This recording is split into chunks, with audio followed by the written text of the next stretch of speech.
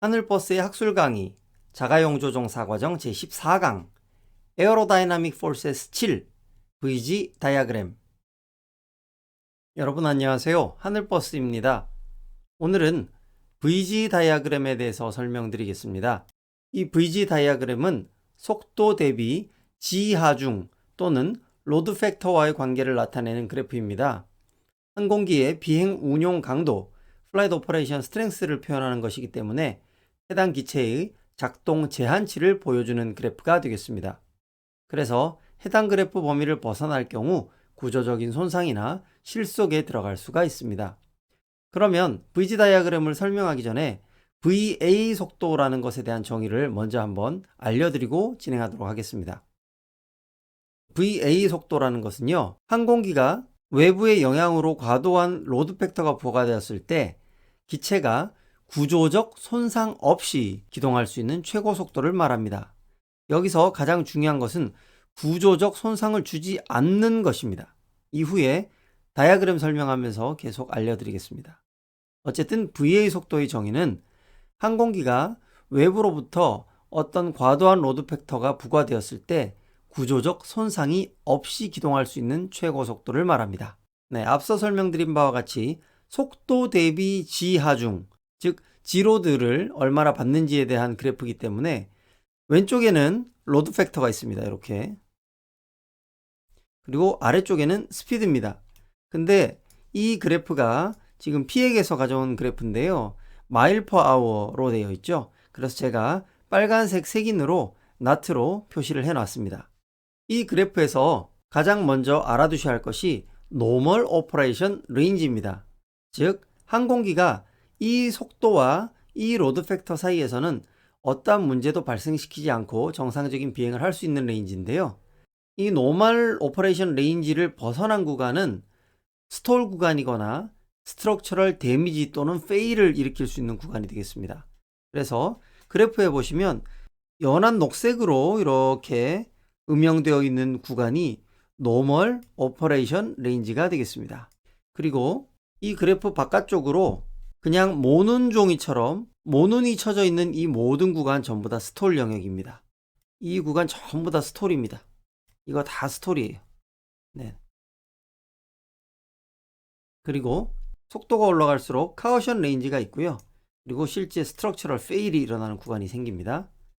G로드 팩터가 올라가거나 너무 내려갈 때에도 스트럭처럴 데미지, 여기는 페일까지는 가지 않고 그 사이에 데미지만 입을 수 있는 그런 버퍼링 구간이 존재합니다. 그리고 결국은 페일에 들어가는 구간, 이렇게 구성이 되어 있습니다.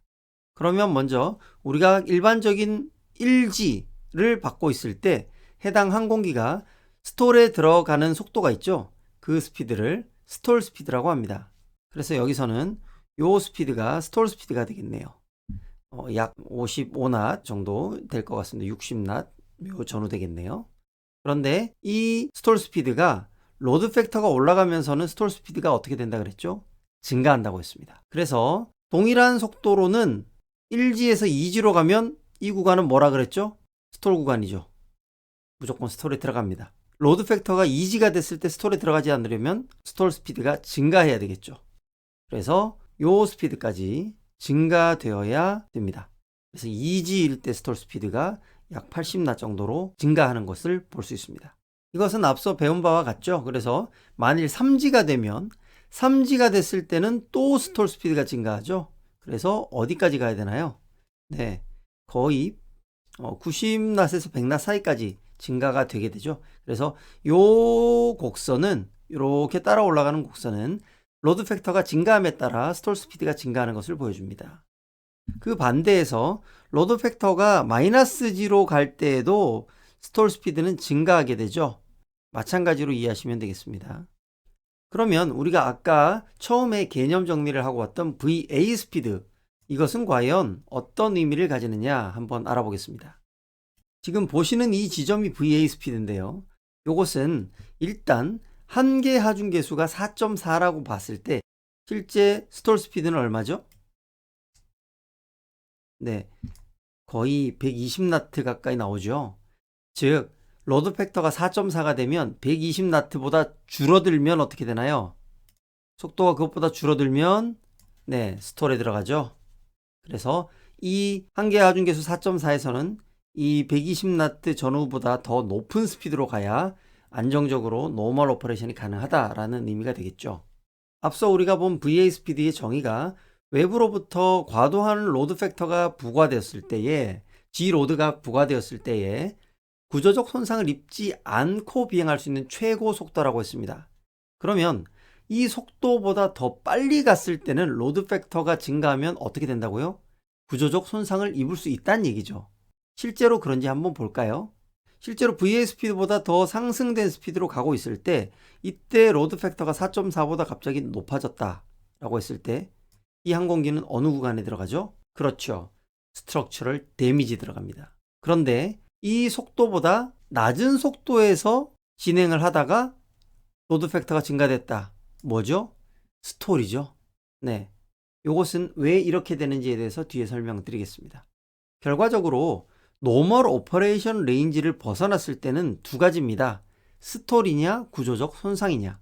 그런데 구조적 손상도 바로 일어나는 것이 아니라 스트럭처럴 데미지라고 해서 앞에 배운 것처럼 안전계수, 즉 한계 하중계수의 약 1.5배 정도의 G로드에서는 즉시 페일, 즉 항공기 구조가 부서지거나 이탈하는 것이 아니라 어느 부분에서는 데미지를 받을 수 있는 그런 부분이 생기고요.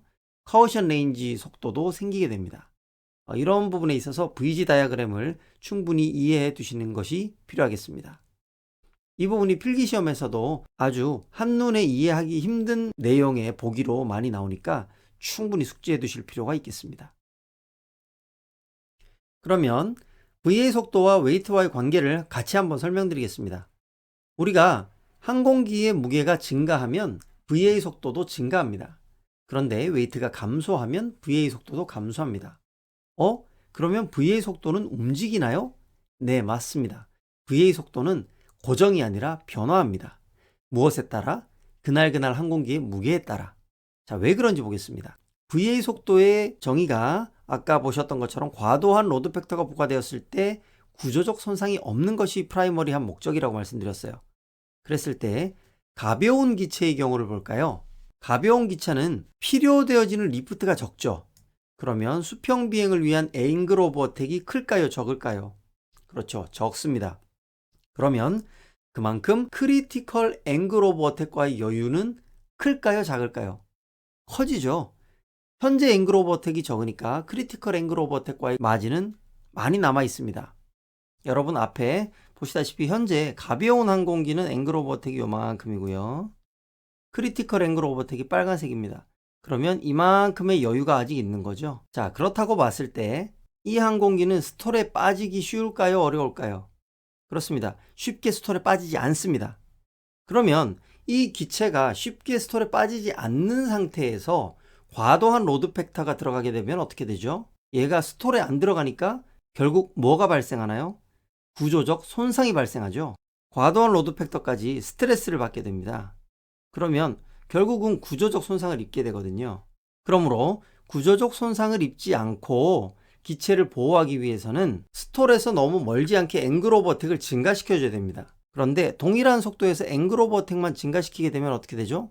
항공기가 뜨죠. 그래서 앵글 오브 어택을 키웠지만 고도 증가를 막기 위해서는 어떻게 해야 할까요? 그렇죠. 속도를 줄여줘야 됩니다. 그래서 가벼울 때는 VA 속도가 감소되는 거죠.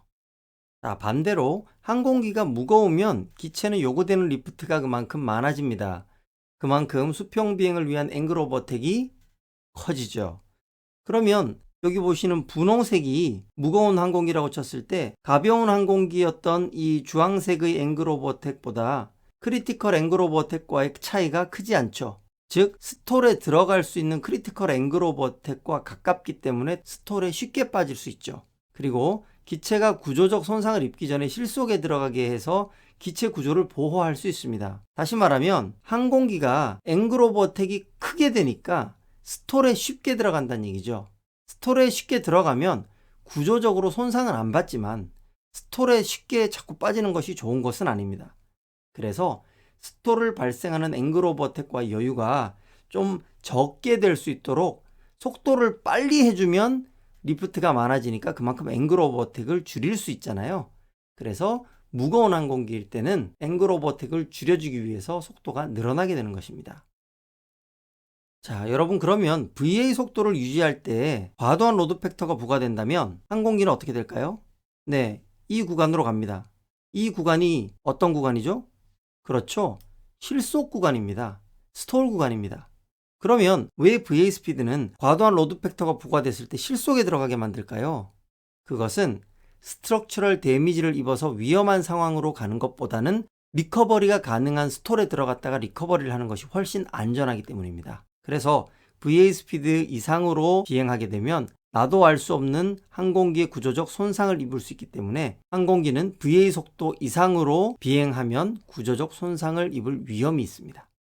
항공기는 VA 스피드 이상으로 가지 않고 VA 스피드 이하로 운영을 하면서 차라리 스톨에 들어가는 게 낫다라고 이해하시면 되겠습니다. 네, 앞서 VA 스피드는 고정이 아니라고 했습니다. 해당 항공기에 부여된 고유의 VA 속도가 있지만 그날그날의 무게에 따라 그날그날의 VA 속도가 달라지겠죠. 그러면 그것을 계산하는 법을 한번 알아보겠습니다. 자, 현재의 VA 속도는 해당 기종의 최대 VA 속도 값에 그날의 현재 총중량을 최대 이륙 중량으로 나눈 값의 루트 씌운 값을 곱해줍니다. 밑에 예를 들면 그렇게 어려운 문제가 아닙니다. 한번 풀어보실까요?